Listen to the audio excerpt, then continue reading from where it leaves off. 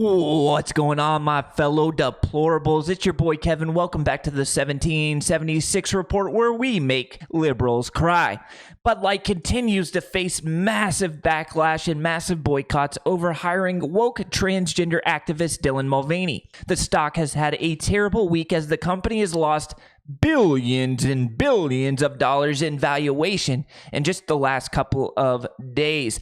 But Bud Light is not the only company that has hired Dylan Mulvaney. There's been a lot of really big popular brands that have partnered with Dylan Mulvaney. So today we're going to be breaking all of these companies down, bringing them to light, and maybe you don't want to buy their products the next time you're out shopping. Why do we care? The left's argument, why do we care that they hired Dylan Mulvaney? Are we bigots? And the answer to that question, at least for me, is no, absolutely not. The reason I care so much, the reason I am so motivated to never buy Bud Light again has nothing to do with being a bigot. I don't care what Dylan Mulvaney does. I don't care what any of these influencers or activists do with their own life. Just leave it off of my beer can, keep it out of my face, and you damn well better keep it out of my kid's face.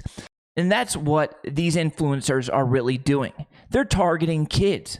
They're targeting children. The most impressionable in our society are our kids. And that is who these woke ideologues are targeting. Look at Dylan Mulvaney. Her content is geared towards children. Take a look. I am Eloise. I am 6. I'm a city child. I live at the Plaza Hotel, which is huge and wonderful, and Trace and... Who's that geared towards? Is it geared towards adults? It doesn't seem like it. And even worse, Jeffrey Marsh. Almost all of his content is geared towards children. Take a listen. It's wonderful. We spend so much of our time fighting bigots like this and screaming, it's okay to show children LGBTQ lives. But it's not just okay. It's not just good. It's perfect. It's wonderful. It's beautiful. Number one, we exist. So you're going to prepare children for the real world. Why do we need to prepare children for any type of sexual relationship when they're 8, 9, 10 years old? Of course we don't. You sick freak. Why do we need to prepare children? Why do we need to teach them about any type of sexual relationship, you fucking weirdo? Of course we don't. All of Jeffrey Marsh's content is geared towards children. Look. Do you know why they always target trans kids? It's because trans kids have no power. They can't fight back. That's number one. But they also always target trans kids so that trans kids have no support to become. You are the one targeting children. And that is what makes me so angry about this Bud Light campaign, this ad campaign, and these other companies who have hired Dylan Mulvaney. I do not give a damn what Dylan Mulvaney does on his own time. Just don't put it on my beer can. Don't have my shoe company marketing with these woke ideologues who are calling me a bigot because I don't agree with their lifestyle. They are calling me and you bigots because we have different beliefs. Maybe we're Christians, maybe we're Jewish, maybe we're Muslim. We're religious. We have some type of faith and moral code that we live by and want our children to live by. And we don't want your moral beliefs shoved in our face, in our children's face. Doesn't make us bigoted. You know, the definition of a fascist is someone who won't debate the argument and just shouts the other side of the argument down. Doesn't sound like me. I'll have a debate with anybody any day of the week. But they won't. The left won't. They won't debate. They will just shout us down, call us bigots, call us fascists. When in reality, they're the bigoted fascists. All right, rant over. Let's break down the companies who are hiring Dylan Mulvaney. And maybe we'll put an end to using our hard-earned cheddar on their merchandise. Nike. Brand number one, Nike has also hired Dylan Mulvaney to market not shoes, not shirts, but leggings and, get this, sports bras. Dylan Mulvaney doesn't have any knockers, no hoo-has, no cha-cha, no titties. But for some reason, Nike hires Dylan Mulvaney to market sports bras. That's right. And it gets even crazier down the line here. But these companies know Dylan Mulvaney is not going to move a bunch of merchandise. These companies know that Dylan Mulvaney is not going to sell a bunch of product. The reason that they're hiring woke transgender activists is not to sell product. It's actually to rank higher with ESG and CEI. CEI is basically a woke scoring, corporate equality index. CEI is the reason that these companies are hiring these woke transgender activists. It's not to sell their product. A hedge fund. Some of you guys watching probably know what a hedge fund is, but if you don't, it's basically a big pool of money. And they disperse this money through the stock market and into companies. They invest into companies. So you can put your money into a hedge fund and a bunch of people throw their money in, and then the hedge fund manager disperses that money into companies, and hopefully those companies make money and you make money on your investment. But these woke hedge funds, these big woke institutions, are now only investing their money into companies that score high on this woke index. And the woke index goes like this. Number 1, workforce protections. No discrimination for employment, for sexual orientation, or gender identity. 2, inclusive benefits. You got to give benefits to same-sex marriage couples. Number 3, supporting an inclusive culture, including gender-neutral dress codes. What a complete joke. And trans-inclusive restroom policies. So you have to let transgender men use the women's restroom. Corporate social responsibility, marketing or advertising to LGBTQ customers.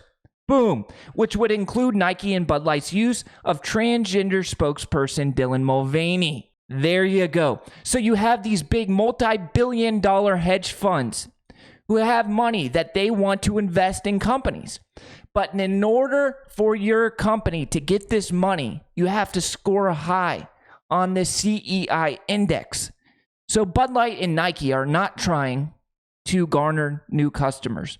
They're not trying to reach out to the LGBTQ community. So these trans people buy Bud Light, or these trans customers buy Nike sports bras. No, you're not marketing to less than 1% of the population. They're doing this in order to rank higher on the CEI index so they get more investors from these woke hedge funds. We need to make it more devastating that we don't buy their products versus these woke hedge funds not investing in their companies. They need to say, we don't care if these woke hedge funds invest in our companies. We have to put our foot down. All right, so that is why these companies are doing these ad campaigns. And we have Bud Light off the list. We have Nike, and there's a bunch of other companies. Let's take a look. We have Ulta.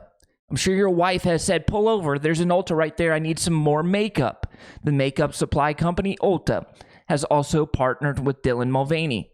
We have Kate Spade, the women's clothing brand and purse maker. Kate Spade. So the next time your wife wants a new purse, maybe Kate Spade is not the place to get it. MAC Cosmetics, you've seen it at Macy's or the mall. They have makeup supply aisles at Macy's and the mall. Milk Makeup, never heard of it. Urban Decay, never heard of it. Neutrogena, I have heard of Neutrogena. It's at your local Walmart or CVS. It is a cosmetic manufacturer. Svedka Vodka, Instacart, SodaStream, and the best one yet, Tampax. Are you fucking kidding me? Tampax partnered with Dylan Mulvaney. Where are you going to put it, pal? In the brown eye? You going to put it in the brown eye, buddy? Where are you putting your Tampax, Dylan? Dylan Mulvaney will never have a menstrual cycle, never has, never will. But for some reason, Tampax is partnering with Dylan Mulvaney. So a lot of these companies are makeup companies, probably won't be affected by any type of boycott. Maybe let your wife know that these companies have partnered with Dylan. But we do have some that we could put our foot down with. We have Nike, we have Bud Light, the Plaza Hotel, we saw that video with Dylan on it. Tampax, Neutrogena, We have to put our foot down.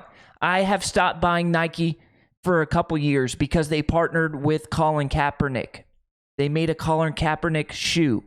I will never buy Nike again. New Balance donated to Donald Trump's campaign in 2016. We also have Under Armour, which supported Trump in 2016. So I will be buying Under Armour and New Balance before I ever buy any Nike. This is a complete joke, and we have to make it damaging to these companies to rely on this ESG and this CEI scoring. Keep your woke liberal beliefs out of our face. It is going to take notable people standing up, putting their foot down, and saying enough is enough. We have seen Kid Rock, Travis Tritt. We have seen Riley Gaines, the collegiate women's swimmer who was attacked giving a speech at a college just last week. And now we have Olympian Sharon Davis calling for a boycott of Nike. It feels like it's just a parody of what women are. And in the past, it was always seen as an insult when people say, run like a girl. And here we've got somebody behaving, in a way that's very unsportslike, and it's very unathletic. It just seems like literally like a kick in the teeth constantly. Good for Sharon Davis, good for Riley Gaines, good for Kid Rock and Travis Tritt. We have to stand up to the woke ideologues, to the woke liberal nonsense.